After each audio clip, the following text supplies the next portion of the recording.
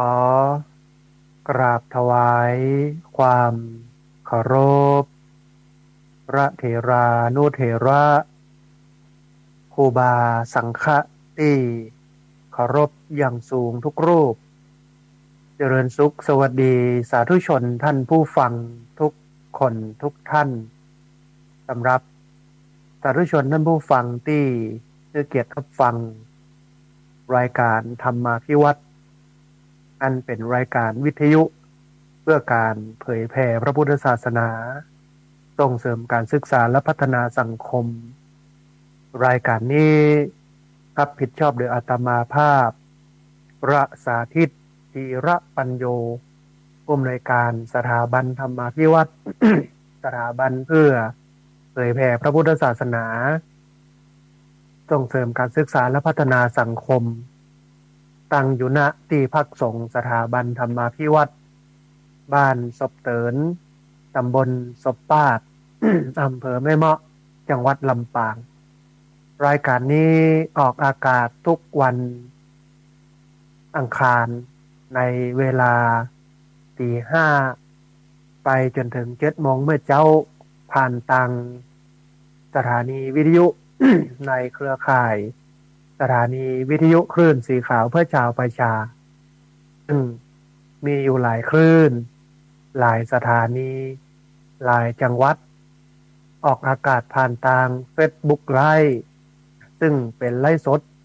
ของสถานีวิทยุวัดไฟหินบันทึกเทปเอาไปออกอากาศผ่านทางสถานีวิทยุเพื่อการศึกษาและพัฒนาอาชีพRadio Network FM 99.50 เมกะเฮิรตซ์ ของวิทยาลัยเทคนิคกฟผแม่เมาะทุกวันศุกร์ตั้งแต่เวลา8 โมงเมื่อเจ้าเป็นต้นไปแล้วเอาไปออกผ่านทางเพจของสถาบันธรรมาภิวัตน์ซึ่งช่องทางสุดท้ายตั้งหลังนี้ท่านผู้ฟังสามารถไปติดตามรับฟังย้อนหลังไปก๊อปปี้ลิงก์ไปคัดลอกลิงก์ส่งแชร์เอาไปให้กับญาติธรรมทั้งหลายได้ยินได้ฟังกันได้แถมตัวท่านผู้ฟังวันนี้เรายังปะกันในบรรยากาศที่อากาศเริ่มหนาวเริ่มเย็นขึ้นเรื่อยๆตามฤดูกาลก็คือช่วงนี้เป็นช่วงหน้าหนาวนะฮะอาจจะ ยาวไปจนถึงเดือนกุมภาพันธ์นะแล้วก็หลังจากกุมภาหรือมีนาไปแล้วก็จะเข้าสู่ฤดูร้อนหรือว่าหน้าร้อนนะซึ่งเป็นปกตินะฮะของงานบรรยากาศแต่ว่าอาจจะเกิดการนักหน่วงนะเปิ้นฮ้องว่ามันเวท มันนักไปโซนใดโซนหนึ่งเช่นหนาวก็หนาวจัดร้อนก็ร้อนจัดนะฝนก็ฝนจัดนะซึ่งก็ทำให้ท่านผู้ฟังนั้นเจ็บเป็นเย็นไข้ง่ายกับ อากาศกับบรรยากาศแบบนี้นะซึ่งวันนี้ต้องขออภัยกับท่านผู้ฟังนะฮะเสียงอาจจะไม่ค่อยดีมีการกระแอมกระไอบ่อยขึ้น เพราะว่าเป็นหวัดนะฮะเป็นหวัดกับอากาศที่เปลี่ยนแปลงแล้วก็ไม่ค่อยได้พักผ่อนนะฮะก็เลยทำให้เป็นหวัดเป็นไข้ไปน้อยหนึ่งซึ่งต้องขออภัยกับท่านผู้ฟังในที่นี้ไว้ตัวนะฮะท่านผู้ฟังวันนี้จะพาท่านผู้ฟังไปเรียนรู้ ถึงเรื่องของอ่า การเป็นวัยเกษียณนะก็คือหลังอายุ60 ปีขึ้นไปแล้วซึ่งก็บ่ได้ทำงานในระบบราชการบ่ได้ทำงานในส่วนของรัฐวิสาหกิจเอกชนต่างๆบางครั้งบางทีเอกชนต่างๆเนี่ยอาจจะมีพ่องนะฮะในการจ้างงานให้กับผู้สูงอายุที่60 ปีขึ้นไปแต่ว่าส่วนใหญ่เนี่ย ก็เป็นวัยเกษียณซึ่งชีวิตการทำงานกับชีวิตการเกษียณเนี่ยมันคนละอย่างกันการทำงานตื่นเช้ามาท่านผู้ฟังต้องแต่งตัวออกไปเนี่ยการทำงานคิดเรื่องโน้นเรื่องนี้เรื่องนั้นเนาะแต่พอเกษียณขึ้นมาแล้วมันได้ยะอย่างบางคนเป็นคนทำงานนะบางทีก็ยังมีเผลอแต่งชุดราชการออกไปเนี่ยการก็มีนะคนที่บ้านก็ถามว่าป้อหรือว่าแม่ จะไปทางใดไปที่ไหนนี่เนาะแต่งชุดราชการพ่อแม่ซึ่งเป็นอดีตราชการอดีตคนทำงานก็บอกว่าก็ไปญาการละอ่อนละเด็กก็บอกว่าจะไปญาได้ยาใดตอนนี้เกษียณแล้วนะ อันนี้ก็เป็นเรื่องเล่าหนึ่งนะฮะบางครั้งบางทีบางคนเนี่ยเคยได้ญาการตลอดแต่พอมาได้ญาการเนี่ยมันก็ง่อมเหงาหลายคนนำไปสู่การเป็นโรคซึมเศร้านำไปสู่การฆ่าตัวตายก็มีนะฮะอันนี้ก็เป็นความทุกข์อันหนึ่งของงาน ผู้เกษียณอายุราชการนะซึ่งเดี๋ยวเราจะได้มาอู้เรื่องนี้กันนะฮะแต่ก่อนที่จะอู้เรื่องของงานเกษียณอายุราชการตลอดจนถึงเกษียณงานเอกชนนะหรืองานต่างๆซึ่งก็หมายถึงคนที่มีอายุ 60 ปีขึ้นไปแล้วเนี่ยนะฮะว่ามันจะเป็นยังไงต้องมีธรรมะไอ้ยังเอามาปฏิบัติพ้องนะเพื่อให้เราเนี่ยมีความสุขกับการอยู่ในบั้นปลายของชีวิตนะทีนี้ท่านผู้ฟังก่อนที่จะอู้เรื่องนี้มีข่าวบุญข่าวกุศลมาให้ท่านผู้ฟังได้ร่วมอนุโมทนาแล้วก็ได้ร่วมทำบุญกันก็คือ ในวันที่31ธันวาคมพุทธศักราช2567ถึงวันที่1มกราคมพุทธศักราช2568สถาบันธรรมาภิวัตรร่วมกันกับที่พักส่งสถาบันธรรมาภิวัตรและโรงเรียนผู้สูงอายุตำบลศพป้าดก็ขอเจริญพรท่านผู้ฟังที่ติดตามรับฟังรายการธรรมาภิวัตรอยู่ได้ร่วมกันสวดมนต์แล้วก็ปฏิบัติธรรมเนื่องในโอกาสส่งท้ายปีเก่าต้อนรับปีใหม่2567ถึง2568ณที่พักสงฆ์สถาบันธรรมาภิวัตรบ้านศพเตินตำบลศพป้าดอำเภอแม่เมาะจังหวัดลำปางซึ่งก็จัดมาตลอดนะฮะเป็น10 ปีแล้วนะฮะระหว่างวันที่31ธันวาคม2567กิจกรรมก็จะเริ่มตั้งแต่เวลา 19 นาฬิกาก็คือ1 ทุ่มจนถึงประมาณ3 ทุ่มหรือว่า4 ทุ่มเป็นที่สุดนะฮะปีนี้เปลี่ยนนะปกตินี่หลังเที่ยงคืน แต่ว่าปีนี้ปฏิบัติธรรมสวดมนต์เดินจงกรมนั่งสมาธิฟังธรรมกันอย่างเดียวอาศัยความเพียรความพยายามมาฝึกฝนตัวเก่าเองนะไปจนถึงวันที่21นะฮะแล้วก็วันที่1มกราคม2568เนี่ยทำบุญตักบาตรต้อนรับปีใหม่นะเวลา 8 โมงเช้าถึง 9 โมงเช้าในวันที่1มกราคม2568เนี่ย7 โมงเช้า ก็จะเลี้ยงอาหารเช้าให้กับบรรดาญาติโยมที่นอนหน้าที่พักสงฆ์สถาบันธรรมาภิวัตรแล้วก็ญาติโยมที่มารอใส่บาตรตัว8 โมงก็มีการจุดเทียนธูปบูชาพระรัตนตรัยมีการไหว้พระ มีการสมาทานศีลมีการฟังธรรมมีการฟังบรรยายมีการนั่งสมาธิถวายทานหยาดน้ำแผ่เมตตาก็9 โมงก็เป็นอันเสร็จพิธีนะฮะสโลแกนของปีนี้ท่านผู้ฟังก็คือเริ่มต้นดีชีวิตดีโชคดีตลอดปีตลอดไปเริ่มต้นดีชีวิตดีโชคดีตลอดปีตลอดไปหมายความว่าถ้าเราเริ่มต้นชีวิตดีในต้นปีชีวิตเราก็จะดีเราก็จะโชคดีตลอดปี แล้วก็ตลอดไปที่ผ่านมาได้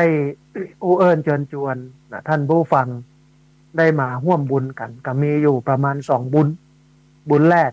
เจริญพรเป็นเจ้าภาพวิทยุที่จะเอามาแจกให้กับบรรดาญาติโยมที่จะมาปฏิบัติศีลปฏิบัติธรรมศึกษาธรรมะกันเพื่อต้องการให้ญาติโยมเหล่านั้นเนี่ยได้ฟังวิทยุนะฮะ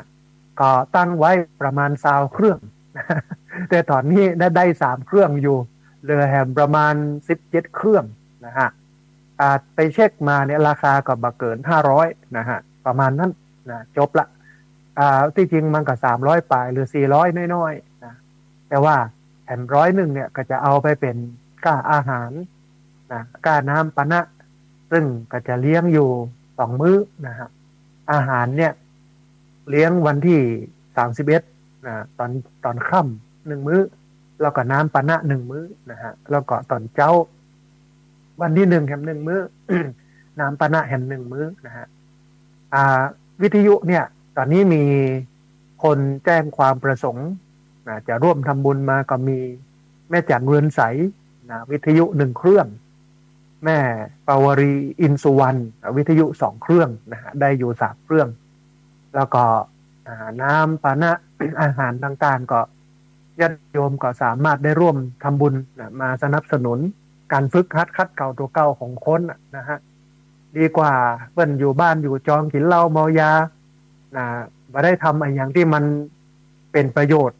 ในการฝึกหัดตัวเก่าในการเดินบนฐานของศีลของสมาธิของปัญญาเพราะฉะนั้น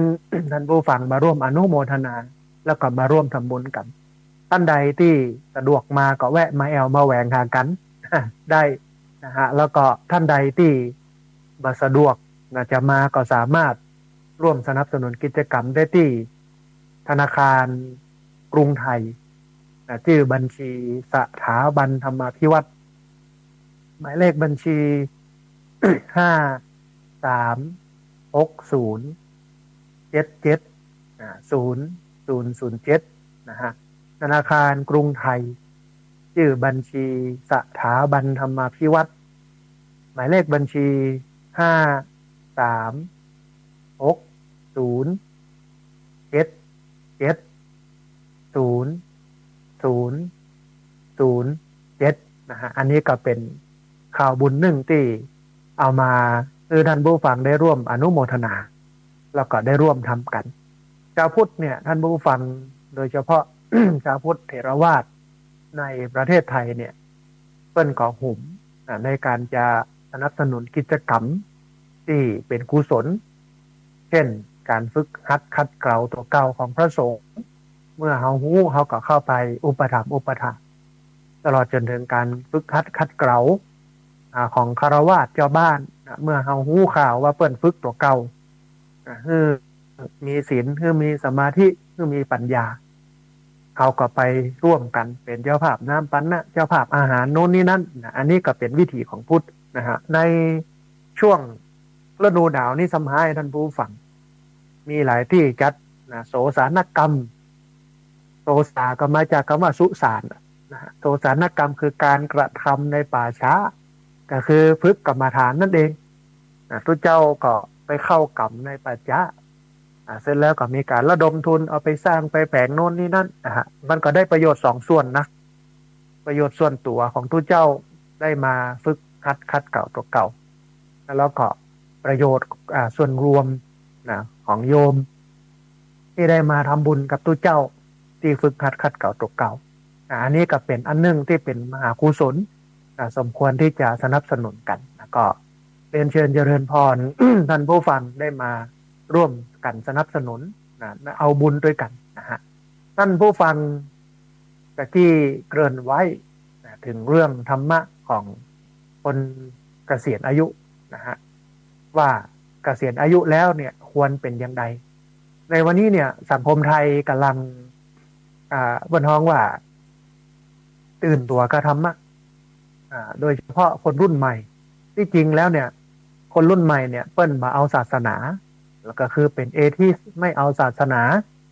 เปิ้นมานับถือศาสนาใดๆแต่พอมีคฤหัสถ์ตื่นธรรม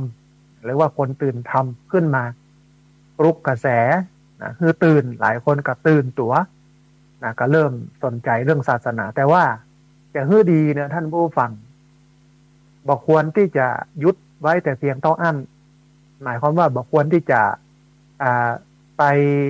ก็คือเริ่มต้นที่คนตื่นทำถูกแล้วหลังจากนั้นไปเนี่ยก็ต้องไปศึกษาก็ต้องไปเรียนรู้ศาสนาให้มันลึกซึ้งนักขึ้นนะฮะ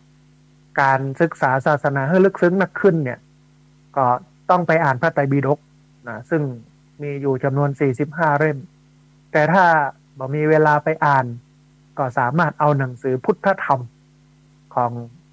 เจ้าพระคุณสมเด็จพระพุทธโฆษาจารย์ประยุทธ์โต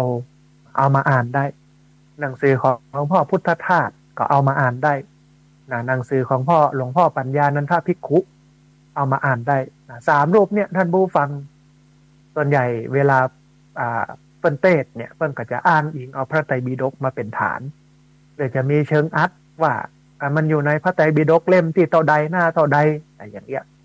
อย่างน้อยเราก็บ่ได้หนีไปจากพระไตรปิฎกซึ่งเป็นรากฐานพุทธศาสนาที่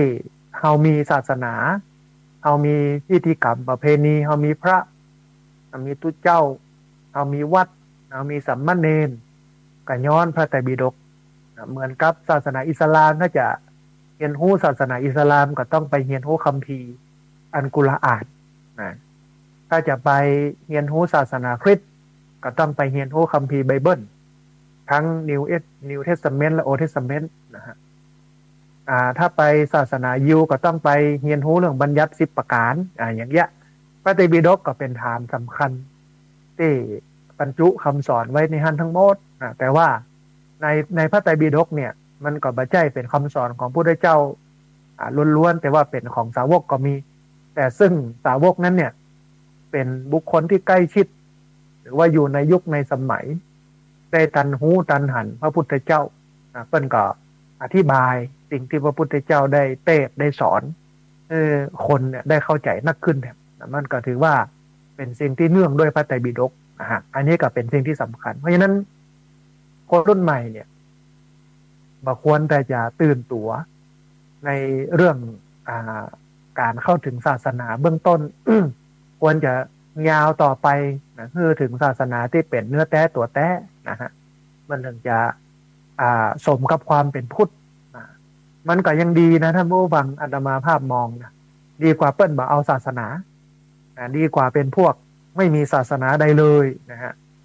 อันนี้ก็เป็นการทำให้เปิ้นตื่นขึ้นมาเริ่มมาสนใจแต่ว่า บ่ใช่ยุดแต่เพียงเท่านั้นอย่างที่อาตมาภาพบอกก็คือต้องขยับเข้าไปใกล้พระไตรปิฎกเอาพระไตรปิฎกมาอ่านเอามาศึกษาแต่ถ้าหากว่ามันหนักล้ำไป45 เล่มหนึ่งหนาตะเปิบนี่นะก็ต้องเอาของงาน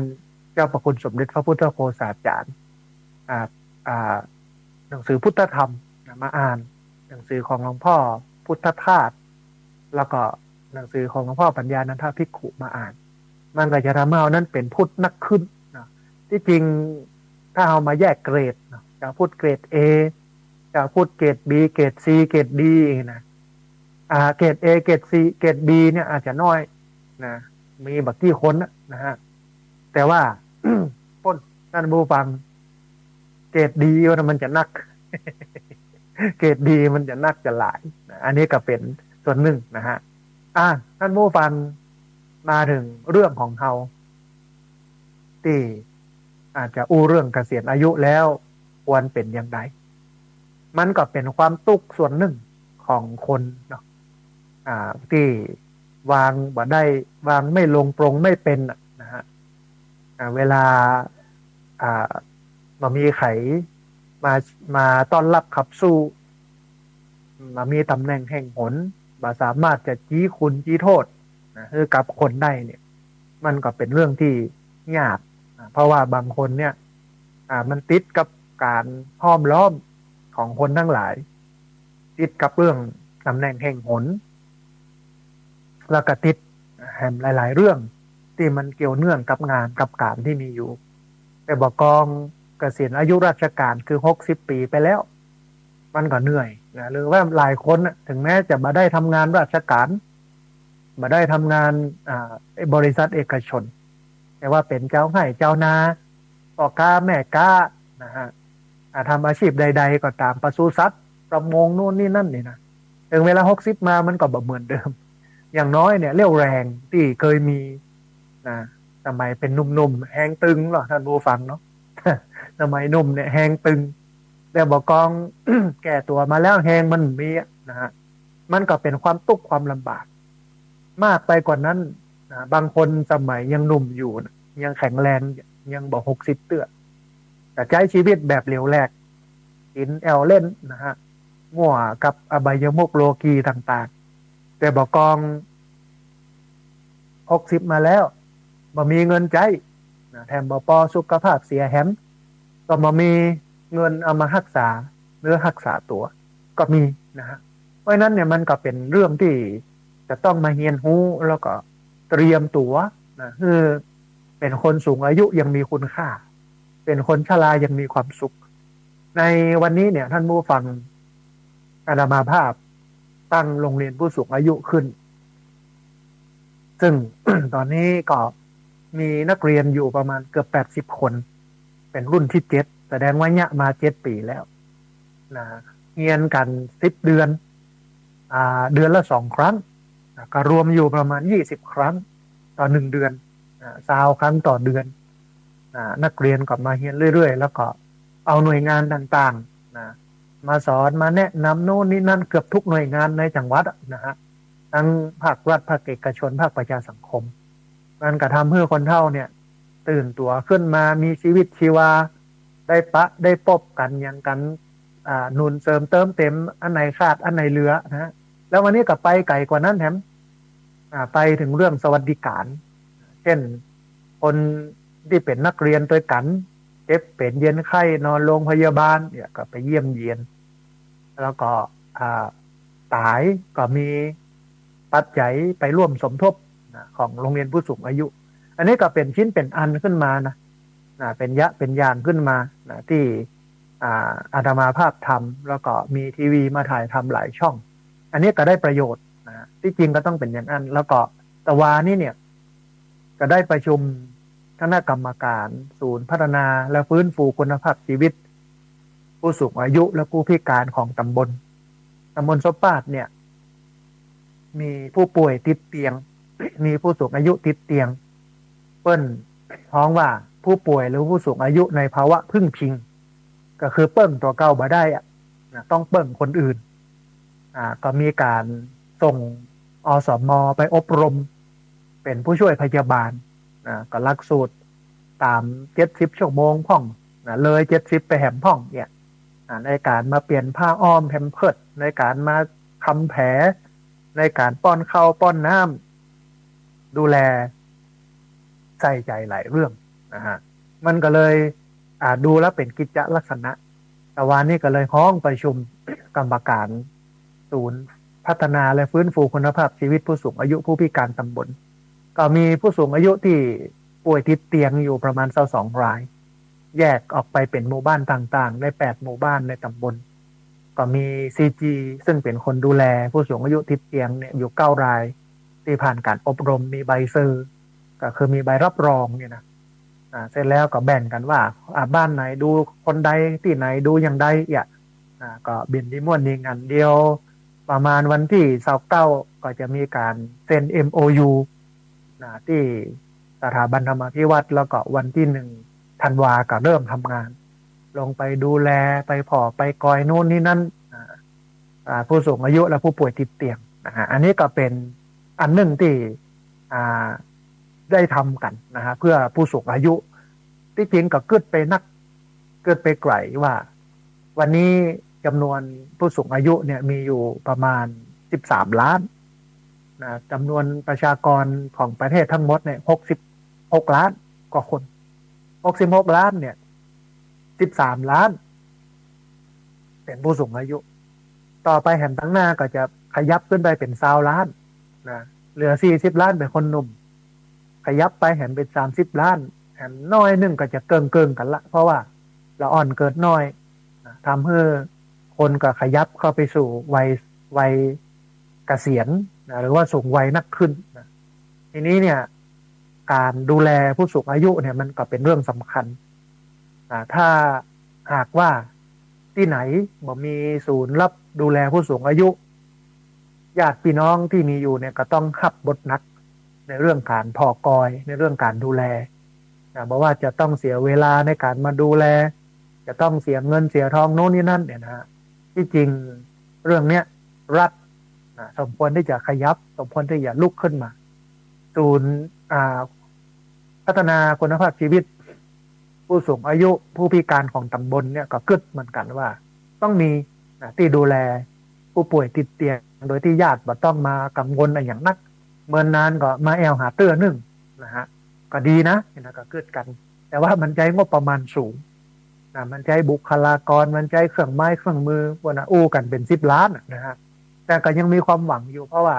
แม่เมาะเนี่ยก็มีปัจจัยหรือว่ามีงบประมาณอยู่ส่วนหนึ่งที่เปิ้นเอามาสนับสนุนเรื่องหมูเนี่ยแต่ว่าจะเนี่ยอย่างใดผู้หลักผู้ใหญ่ได้หันถึงเรื่องนี้นะอันนี้ก็เป็นเรื่องสำคัญเรื่องหนึ่งที่ควรทำสำหรับผู้สูงวัยนะฮะก็ดูแลทั้งสองส่วนนะทั้งผู้สูงอายุที่บัติดบ้านบัติดเตียงยังแข็งแรงอยู่ก็มาเฮียนโรงเรียนผู้สูงอายุผู้สูงอายุที่ป่วยติดเตียงแล้วก็ต้องดูแลต่อไปแถมเบื้องต้นนี้ก็คือ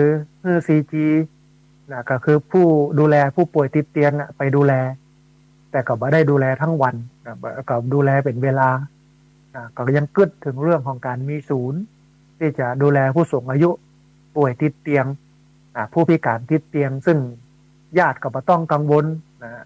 กับไปญาติการทำงานได้เต็มที่เมื่อนนานได้มาแอลเตื้อนึ่งเนี่ยมันก็เป็นโอกาสอันดีในบั้นปลายชีวิตของคนจะลดภาระของคนทำงานได้ตัวนะอันนี้ก็เป็นเรื่องหนึ่งทีนี้ท่านผู้ฟัง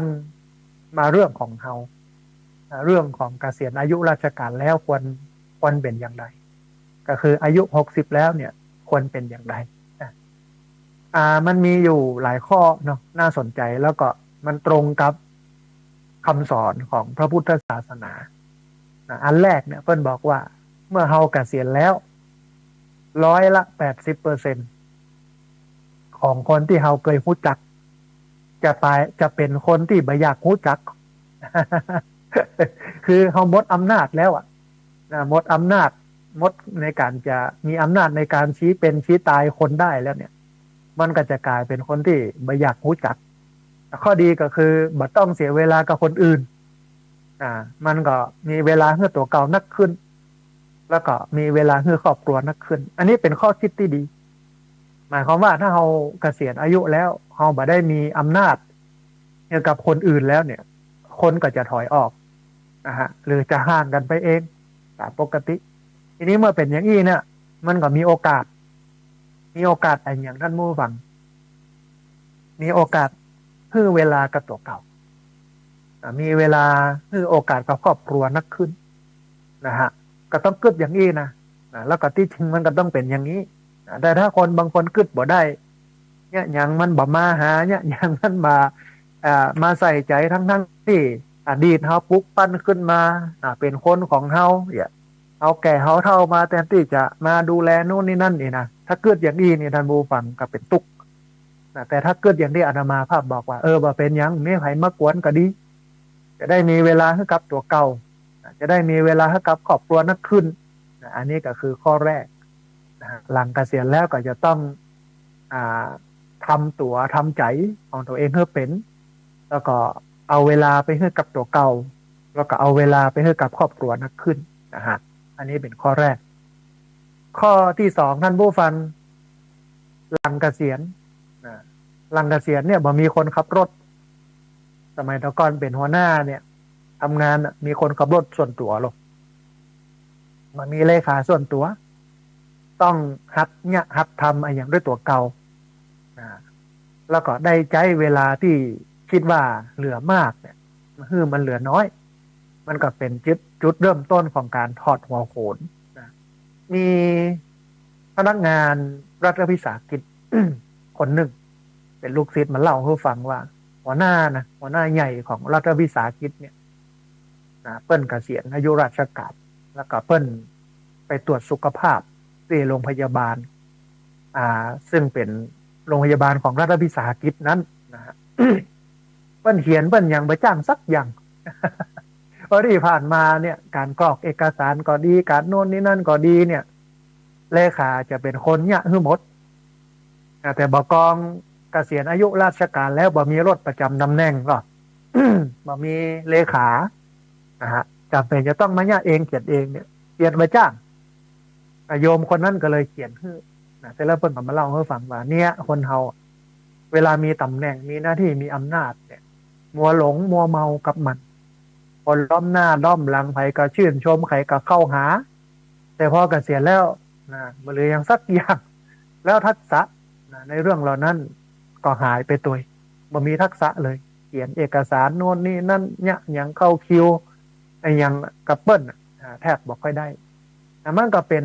สิ่งที่ทำเมื่อเราได้เรียนรู้เหมือนกันนะว่าบางครั้งบางทีเราอาจจะต้องช่วยตัวเองให้นักขึ้นนะคือทำอะไรอย่างต่างๆด้วยตัวเก่าเพื่อให้เกิดทักษะนะที่จริงมันก็ต้องเป็นอย่างนั้นเพราะว่าอย่างเข้ามากับมาคนเดียวเนาะพอเกิดคนเดียวมันจะเกิดมาพร้อมกัน20 คน มันไม่ใช่อย่างนั้นหรอกก็เขาเกิดมาคนเดียวตายเขาก็ตายคนเดียวใครจะมาตายก็เขาท่านผู้ฟังเนาะเกิดเขาก็เกิดคนเดียวตายเขาก็ตายคนเดียวมันก็เป็นเรื่องของการเรียนรู้มันก็เป็นเรื่องของการสร้างการทำขึ้นมาถึงนั้นนะฮะอันนี้ก็เป็นข้อคิดที่ดีมากเหมือนกันในส่วนข้อที่2นี้นะฮะข้อที่3ท่านผู้ฟังเกษียณอายุแล้วควรเป็นอย่างไรเพื่อนบอกว่าหลังเกษียณเนี่ยงานสังคมจะน้อยลงโดยเฉพาะที่เกี่ยวกับหน้าที่การงานในอดีตจะได้รับเจิญน้อยลงตามลำดับจนบ่เหลือเลยสมัยตะก่อนมีตำแหน่ง มีหน้าที่มีอำนาจกดทอดงานสปะได้แต่ซองท่านผู้ฟังหลายคนก็บอกว่าเงินเดือนบ่แบบปอใส่ซองนั่นแหละเงินเดือนมีแต่เฮียมดเนาะก็บอกว่าได้มาแล้วก็เอามาใส่ซองเฮียมดป้อมเหลือกินเหลือใจอะไรนะฮะทีนี้เมื่องานมันน้อยลงเนี่ยคนเจอเขาน้อยลงเนี่ยมันก็เป็นข้อดีมันดีอย่างใดก็คือบ่ต้องเสียเวลาปั้นหน้ากับผู้คนบ่ต้องเสียเวลาใส่หน้ากากเข้าหากันบ่ต้องจ่ายภาษีสังคมบ่ต้องเปลืองชุดออกงานมีเวลากินมื้อค่ำกินข้าวหรือว่าอยู่กับคนใกล้ชิดนักขึ้นอันนี้ถ้าคิดในเชิงบวกนะมันก็เป็นประโยชน์นะฮะมันก็เป็นประโยชน์เพราะว่าหลังจากเกษียณแล้วการจะเจิญเข้าไปงานโน่นงานนี่งานนั่นของคนทั้งหลายมันก็น้อยลงแต่ถ้าเราเข้าใจหลักการนี้เราก็ทำใจได้ก็บอกว่าโอ้บ่ต้องไปปะผู้คนบ่ต้องสวมหน้ากากเข้าหากันบ่ต้องจ่ายภาษีสังคมบ่ต้องเรื่องชุดออกงานที่สำคัญที่สุดมีเวลาให้กับครอบครัวได้กินข้าวมื้อค่ำด้วยกันนะฮะอันนี้คือข้อที่3หลังเกษียณแล้วข้อที่4เป็นยังไงหลังเกษียณแล้วเนี่ยรายได้ประจำบ่มีแล้วรายได้รายมีที่เคยมีเนี่ยบ่มีแล้วเดือนละ2-3 หมื่น4 หมื่น5 หมื่น6 หมื่น7 หมื่นจนถึงแสนถึงล้านเนี่ยบ่มีแล้วทีนี้มันก็จะต้องมาสำรวจพอว่าเงินที่สะสมไว้จากการทำงานหรือจากมรดก มันมีเหลือใช้จ่ายได้แห่งเท่าใดมันก็จะต้องปรับชีวิตปรับวิถีชีวิตตามหลักเศรษฐกิจพอเพียงก็คือมีเท่าใดก็ใช้แบบสมฐานะบางทีมันเกินตัวเพราะอย่างพ่อตายแล้วยังใช้บ่หมดดีกว่าหมดแต่ยังบ่ตาย สตังค์เนี่ยถ้าเขาตายแล้วเขาใช้บ่หมดมันดีแต่ถ้าตายแล้วก็เงินหมดก่อนแล้วยังบ่ตายเตื้อเนี่ยมันชีวิตที่เหลืออยู่มันก็จะทรมาน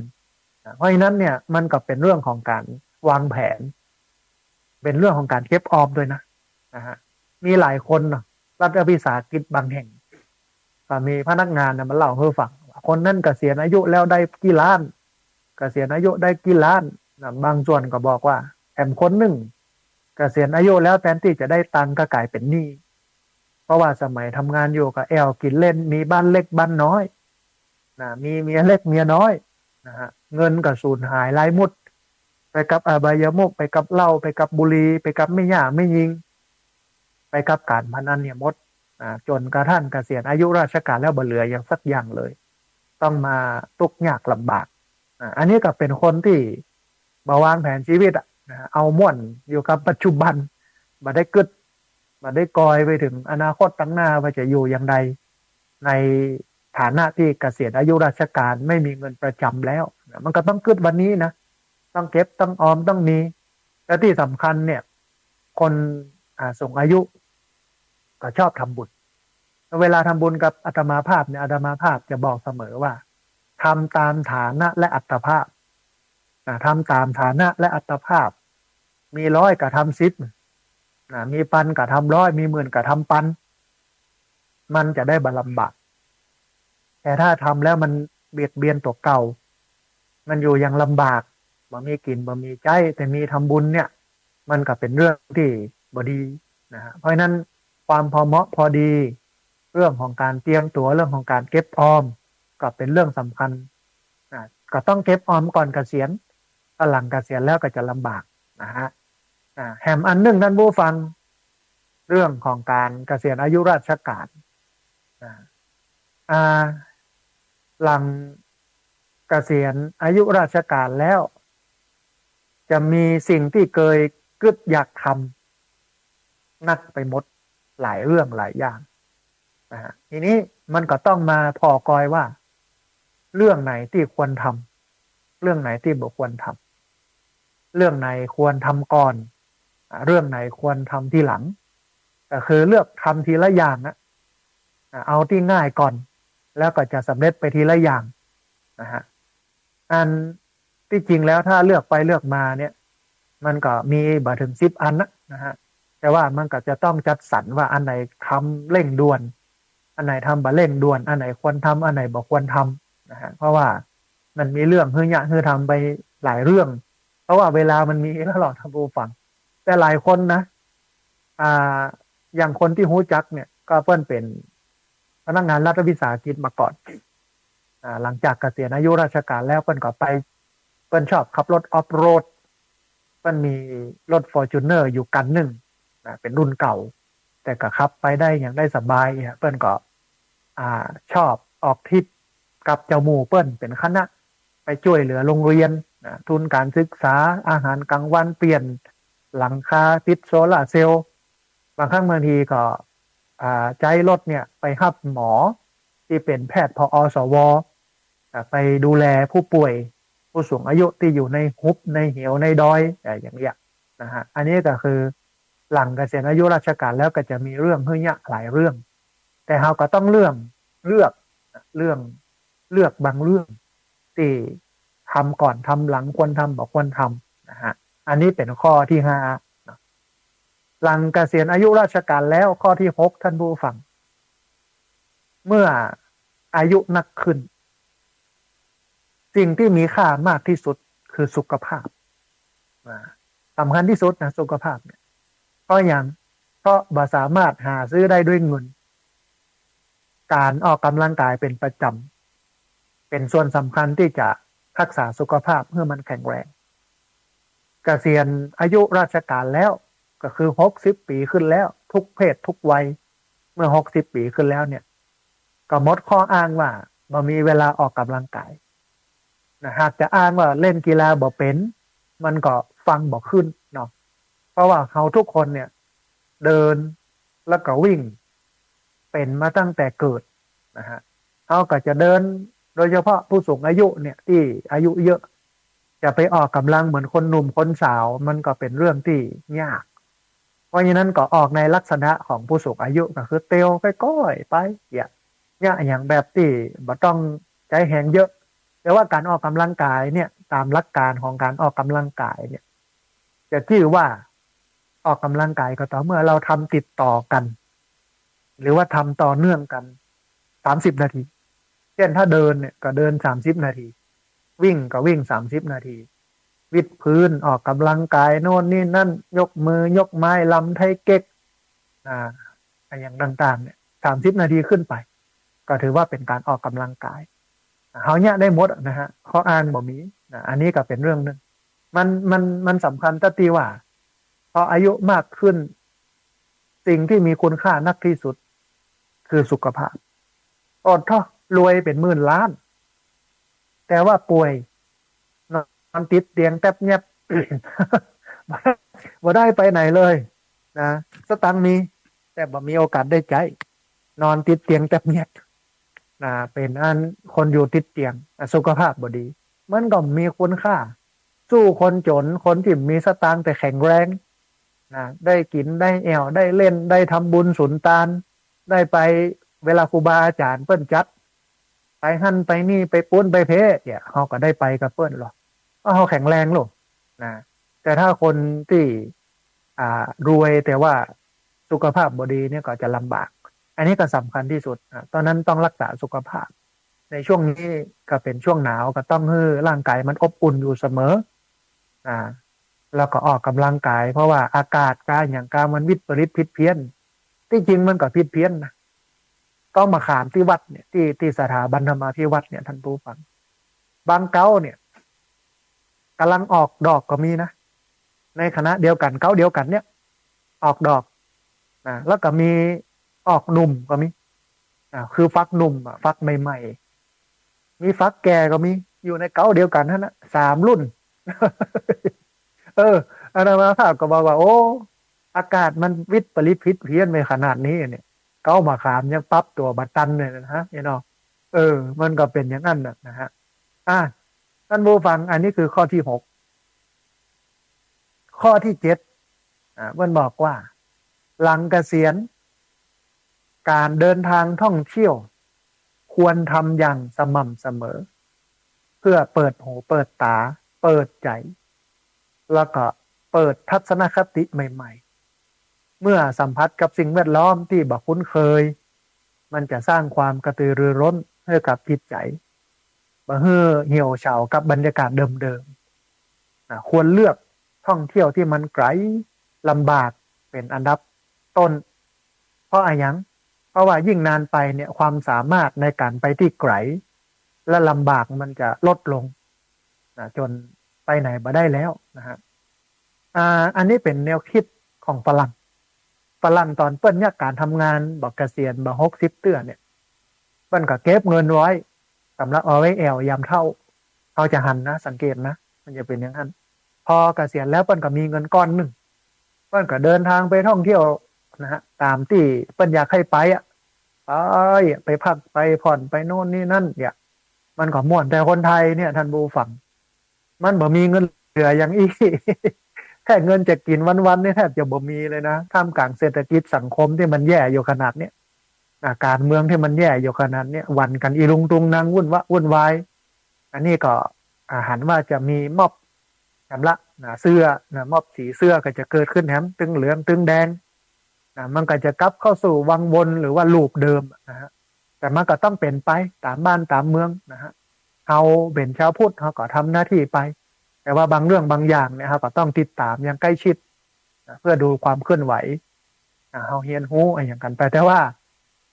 ต้องบอกว่าบอกควรจะไปเป็นเหยื่อของนักการเมืองนะฮะเขาก็อยู่อย่างเงี้ยดีละบ่ต้องไปมอบไปอย่างกับเปิ้ลถ้าไปก็เป็นเปิ้ลฮ้องว่าก็ไปเป็นเหยื่อแต่บางคนก็มั่นใจว่าสิ่งที่เปิ้ลทำเนี่ยมันถูกก็ไปได้ลองไปเฮียนหูดูไปพอดูไปศึกษาข้อมูลดูนะฮะก็แล้วแต่ตามตัดสินใจของท่านผู้ฟังนะฮะอันนี้ก็ข้อที่7เนาะหลังเกษียณแล้วควรเดินทางไปแอวไปท่องเที่ยวแต่มันก็เป็นลักษณะของฝรั่งนะฮะคนไทยนี่บัดยังบัดตันเกษียณเตื้อไปแอวให้ก่อน แอวตอนหนุ่มเนี่ยยามแก่เท่ามามันอย่าลำบากนะครับเกิดอย่างนั้นหรอและอย่างหนึ่งเนี่ยบอกว่าจะมีเงินเก็บเหลือก็นะฮะในการที่จะเก็บเงินไว้ไปแอวเนี่ยบางครั้งบางทีก็เอามาใจแห่งยามหนุ่มในมดเสี่ยงนะฮะคนไทยเป็นอย่างนั้นแต่ว่าฝรั่งนี่เป็นวางแผนเป็นระบบนะฮะหลังเกษียณแล้วข้อที่8ท่านผู้ฟังหลังเกษียณแล้วเนี่ยเขาจะมีโอกาสได้เดินทางท่องเที่ยวดูแล้วก็สัมผัสสิ่งที่อยู่นอกตัวขณะเดียวกันก็ควรท่องเที่ยวภายในตัวคือการปฏิบัติธรรมเพื่อสัมผัสกับสิ่งที่เรามองข้ามมาตั้งแต่จำความได้จะได้รู้ว่าโลกภายในตัวเราเนี่ยมันอัศจรรย์พันลึกมันลึกล้ำแค่ไหนในเรื่องของจิตนี่นะฮะคือคนเฒ่าส่วนใหญ่เนี่ยเวลาเกษียณอายุราชการหรือว่าเกษียณอายุแล้ว60 ปีไปแล้วก็เข้าวัดเข้าวาปฏิบัติศีลปฏิบัติธรรมเริ่มปรง เริ่มวางตังโลกนะฮะมันก็เหมือนสังคมอินเดียนะท่านผู้ฟังสังคมอินเดียเนี่ยเพื่อนจะวางการใช้ชีวิตคนอยู่สี่วัยสี่ช่วงชีวิตหนึ่งวัยกุมารกุมารีวัยกุมารกุมารีก็คือวัยละอ่อนวัยละอ่อนเนี่ยสิ่งที่ควรทำที่สุดก็คือเฮียนมีหน้าที่เฮียนกับเฮียนอย่างเดียวอันนี้คือกุมารกุมารีอันที่สองคฤหัสถ์ก็คือชาวบ้านเป็นวัยที่จบละเรียนหนังสือจบละอย่างน้อยปริญญาตรีหรืออย่างน้อยปวสอย่างน้อยมหก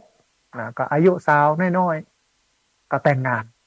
นะฮะเป็นวัยแต่งงานอันนี้คือวัยคฤหัสถ์แถมวัยหนึ่งคือวัยวรรณปรัชญ์อายุก็เริ่มนักขึ้นก็เริ่มเข้าวัดละเริ่มอยู่ระหว่างวัดกับบ้านไปมาเริ่มสนใจศีลสนใจธรรมเพราะว่าอายุนักแล้วล่อเข้าวัดเข้าวาสุดท้ายสัญญาสีก็คือออกบวชเป็นฤาษีชีไพรเป็นนักบวชไปเลยอินเดียเพิ่นวางระบบชีวิตไว้4 อย่างอย่างนี้นะอันนี้ก็เหมือนกันท่านผู้ฟัง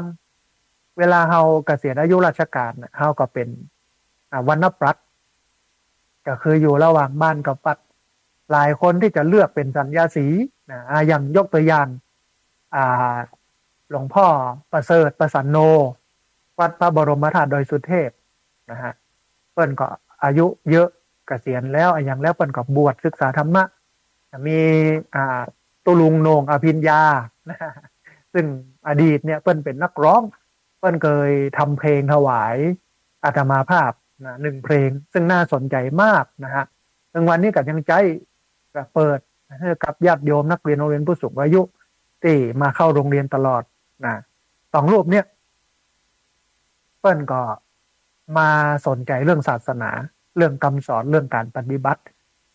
มาสนใจเรื่องจิตวิญญาณความลึกลับในเรื่องของกายดูตัวเอง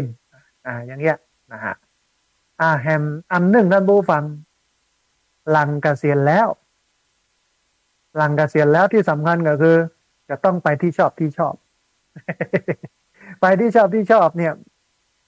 มันคืออะไรอย่างคือแต่ละคนก็มีที่ชอบบ่เหมือนกันต่างกันตามจริตตามความชอบเมื่อเกษียณแล้วเนี่ยมันบ่มีกรอบจำกัดทางสังคมแล้วชอบทางไหนก็ไปทางนั้นเองโดยบ่ต้องรอใครบ่ต้องไปรอโอกาสและเหตุผลแต่ว่าทางที่ชอบเนี่ยควรจะเป็นทางดีนะฮะไม่ใช่เป็นทางที่มันบ่ดีที่ชอบเนี่ยนะควรจะเป็นทางดีดีกว่าทางที่มันบ่ดี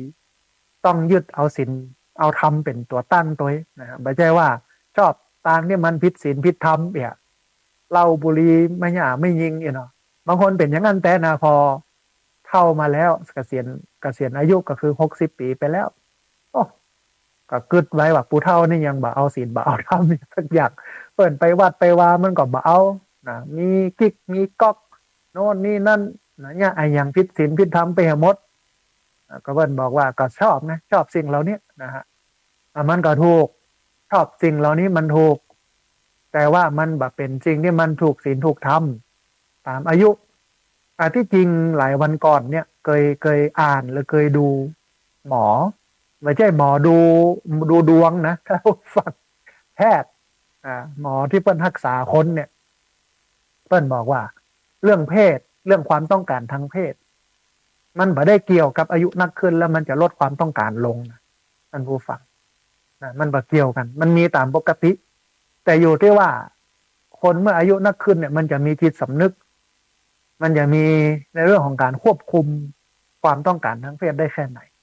บางคนควบคุมได้ก็อยู่ได้นานบางคนควบคุมไม่ได้ก็ไปมีบ้านเล็กบ้านน้อยนู่นนี่นั่นแต่ถ้ามีคนเดียวตามปกติอันนี้ก็มาเป็นยังมันเป็นเรื่องธรรมชาติแต่ที่มันเป็นปัญหาก็คือมีบ้านเล็กบ้านน้อยทีนี้เมื่อมีบ้านเล็กบ้านน้อยค่าใช้จ่ายมันสูงขึ้นเมื่อค่าใช้จ่ายสูงขึ้นเนี่ยที่มาด้วยชอบประกอบด้วยธรรมมันบ่ตันแล้วเนี่ยก็จำเป็นต้องไปโกงนะไปทุจริตนะเพื่อให้ได้เงินมาเอามาเลี้ยงกามของตัวเก่าก็สังเกตว่าที่ประพฤติชั่ว ทุจริตคดโกงกันถึงวันนี้ในประเทศเนี่ยส่วนใหญ่เป็นเพราะเหตุนี้ทั้งนั้น เป็นเพราะเรื่องกามนะฮะเอาเงินของพี่น้องชาวบ้านเงินที่ตกเก่าบอกควรจะได้จะมีเนี่ยไปเลี้ยงกามเลี้ยงบ้านเล็กบ้านน้อยสนองตอบต่อความต้องการตัณหาของตัวเก่าอันนี้หมู่เนี่ยมืดบอดแล้วก็บาปมหันต์คนแบบนี้นะเป็นคนมืดบอดและบาปมหันต์เพราะว่าไปเบียดเบียนเอาเงินของคนอื่นมาเพื่อสนองตอบต่อความต้องการทางกามของตัวเองอันนี้โอ้เขาอู้กันเนี่ยมันก็ยาวกันเรื่องนี้แต่ว่าชี้ชัดตอนนี้ว่าอย่างบาป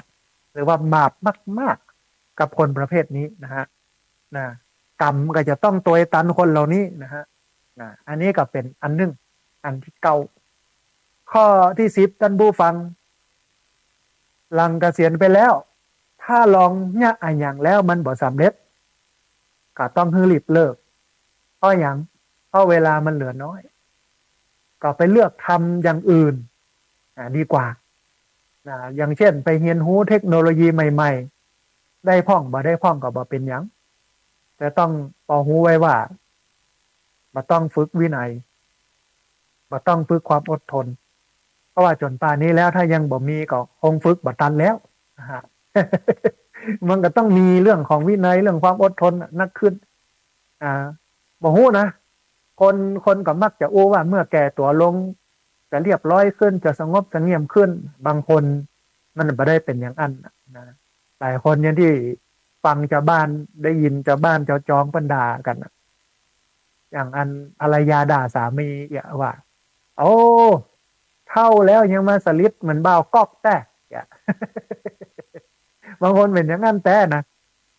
เธอเท่าบ่อยู่ตามเท่าหรอกอะไรเงี้ยตัวมันบ่าวก๊อกมันว่างแหละมันเป็นอย่างนั้นนะฮะข้อที่11นะฮะหลังเกษียณแล้วอย่าคิดเลี้ยงหลานเป็นงานหลักเพราะอย่างเพราะสิทธิและหน้าที่การเลี้ยงละอ่อนเนี่ยมันเป็นหน้าที่ของพ่อของแม่ส่วนเฮาเนี่ยได้สิทธิ์แล้วก็ทำหน้าที่ไปแล้วเอาเป็นพ่อเป็นแม่เลี้ยงลูกเขาไปแล้วอย่าคิดว่าเคยเลี้ยงลูกมาหลายคนเลี้ยงหลานแถมคน2 คนจะเป็นอย่างไปนี่เนาะก็ลองนึกดูว่าตอนเลี้ยงลูกเฮาเนี่ยอายุเท่าใดแล้วก็ตอนเนี้ยเฮาเนี่ยอายุเท่าใดมันเหมือนตอนที่เฮาเลี้ยงลูกนะตอนเลี้ยงลูกเฮาหนุ่มลูกเฮามีกำลังหรอกนะฮะแต่พอตอนเนี้ยจะไปเลี้ยงหลานแถมคน2 คนเนี่ยอายุมันเหมือนเดิมแล้วมันก็ต้องคิดว่าจะไปคิดเลี้ยงหลานเป็นงานหลักเพราะสิทธิและก็หน้าที่ของการเลี้ยงเนี่ยมันเป็นของพ่อของแม่เขาเนี่ยได้ใจสิทธิ์แล้วก็ได้ทำหน้าที่ไปเรียบร้อยแล้วอย่าไปคิดว่าเคยเลี้ยงลูกมาหลายคน